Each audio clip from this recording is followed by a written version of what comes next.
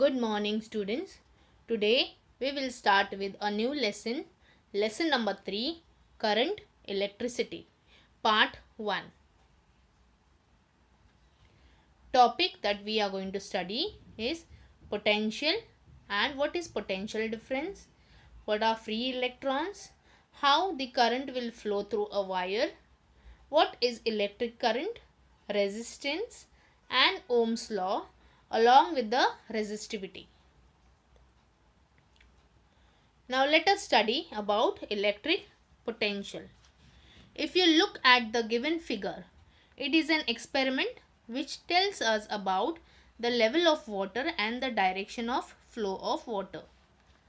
In the first figure, if you see, there are two bottles half filled with water and are equal in height. They are connected with the help of a pipe.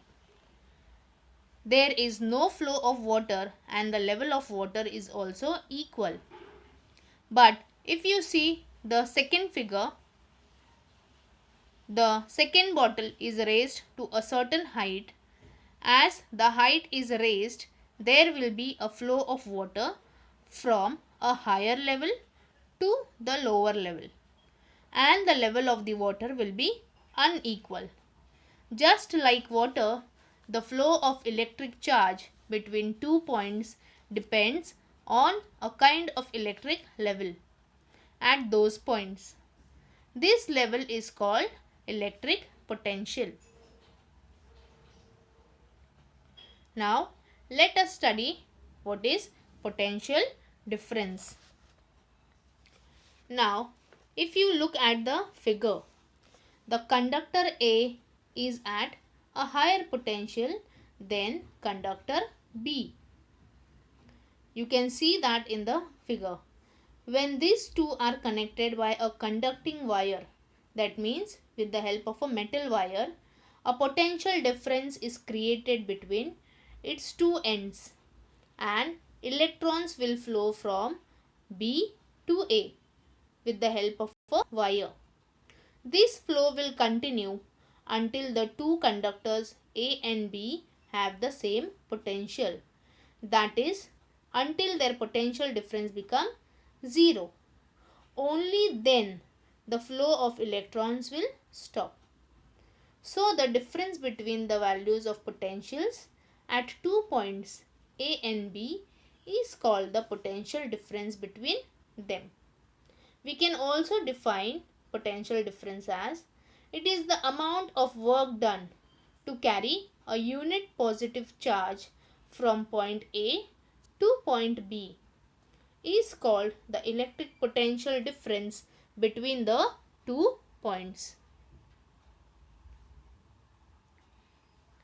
Now, what is potential difference of a cell?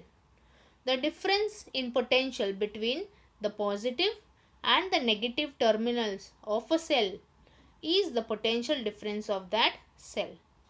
Potential difference is denoted by capital V. Work is denoted by W and the charge is referred to as capital Q. So, the formula for potential difference is work upon total charge transferred. The SI unit of potential difference is volt. For work it is joule and for charge it is coulomb. So 1 volt is equal to 1 joule upon 1 coulomb. Now let us study about a scientist named as Alessandro Volta. He was an Italian scientist. He was the first one to construct the electric cell. The unit of potential difference is named volt in his honor. If you see in the picture on the right hand side at the top, I have showed you the electric cell which was constructed by Alessandro Volta. Let us study about free electrons. Every atom of a metallic conductor has one or more outermost electrons which are very weakly bound to the nucleus. These are nothing but they are the free electrons and they carry negative charge. They freely move in a particular atom.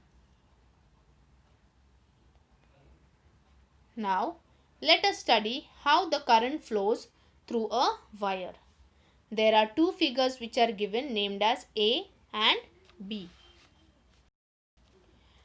Now, as shown in the figure A, if a conducting wire is not connected to a cell, that means the free electrons will move randomly in all directions in the space between the atoms. That means if there is no conducting wire connected, the electrons will move here and there wherever the space is available in the particular atom. So the direction is not particular as given in the figure. But if you look at figure B, when the conducting wire is connected to the two terminals of the cell, it is given in the figure also, the electric force acts on the electrons. Being negatively charged, the electrons start moving from the negative to the positive terminal of the cell. Due to the flow of electrons, there is a flow of current through the wire. This is how there is a flow of current through a wire. Now, electric current is defined as the flow of electrons through a conductor. Current is denoted by capital I and the formula for current is Q upon T, where Q is the charge and T is the time. The unit of charge of SI unit is Coulomb, which is denoted by capital C. Current is expressed in amperes, denoted by capital A. The charge of one electron is 1.6 into 10 raised to minus 19 Coulomb. So the ampere is defined as 1 ampere current is said to flow in a conductor if 1 Coulomb charge flows through it every second. Therefore, 1 ampere is equal to 1 Coulomb upon 1 second. Now, let us study about the French mathematician and a scientist named as André-Marie Ampère. He conducted a number of experiments on electricity. The unit of current is called ampere in recognition of his work. There are very small values in current which are expressed as 1 milliampere is equal to 10 raised to minus 3 ampere and 1 microampere is equal to 10 raised to minus 6 ampere. Now, the next physicist, he was a German physicist named as George Simon Ohm. Now, he established a law for measuring the resistance of a conductor, and in his honor, the unit of resistance is called as ohm. The statement for Ohm's law which he gave was, the current through a conductor is proportional to the potential difference between its ends, provided the temperature of conductor remains constant. The expression is given as I, that is current, which is directly proportional to the potential difference. When we remove the direct proportionality sign, we put K, which is constant of proportionality. So I multiply by 1 upon K is equal to V, where constant of proportionality is equal to resistance of the conductor. Therefore, current into resistance will give you volt. Hence, the formula for volt is equal to current multiplied by resistance. This is known as Ohm's law. The unit of resistance is called as ohm and is indicated by the given symbol. Therefore, 1 ohm is equal to 1 volt upon 1 ampere. Now let us study the definition of resistance of 1 ohm.